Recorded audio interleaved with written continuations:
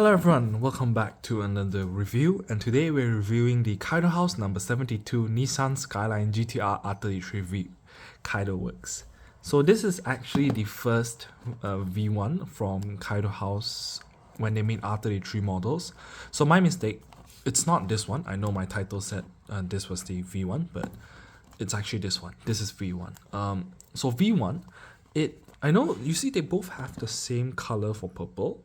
Although this does look a bit darker, so maybe that is blue. Maybe I'm just colorblind, but this is the purple one. And it's more obviously purple. So you can see the box is a normal Kaido House opening style. And yeah, it's about the same as all your Kaido House boxes. And no special box art. And here's the car itself.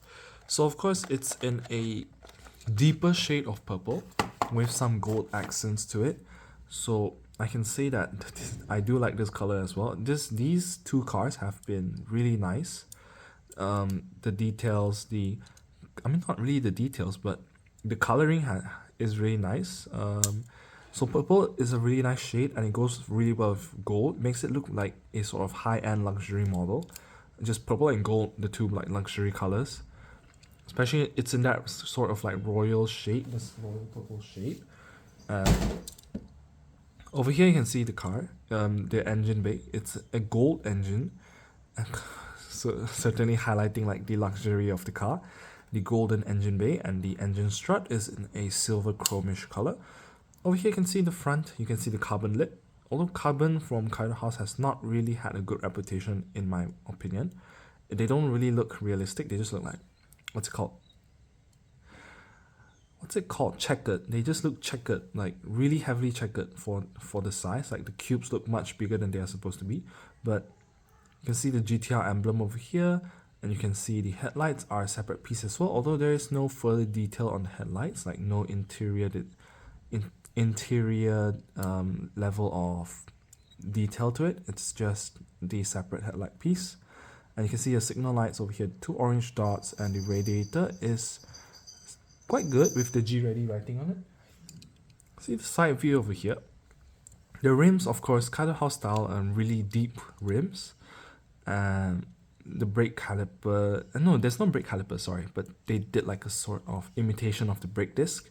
See that this is actually the GT emblem on the Kaido House car. So it's not a GTR unless, I'm not sure if that's how it works, but it should be a GTR, I'm sorry. But it does have the GT emblem over here. I might be just saying completely wrong stuff, so correct me if I'm wrong. And you can see a similar sort of decal on this car as the blue one that I showed you in the previous video. The work, the G-Ready, and the line running across the car. So this is gold now, yellowish gold, not white. And you can see a KW over here as well. Over here you can see on the spoiler there is the GTR writing over here, with a slight carbon finishing on the spoiler over here. And of course there's the Kaido House graffiti work over here, and the interior is not painted. It is a right-hand drive model with some stripes. Makes it look like it's a carbon interior actually. So at the rear side over here you can see the mini GT sticker over here. Quite nice, I do like this. Kaido House R33. And over here you can see built for the human race as well, which is the quote I guess that they use. The tail lights over here do look quite bland, like it's just no detailing at all, just 2 red dots on the rear of the car.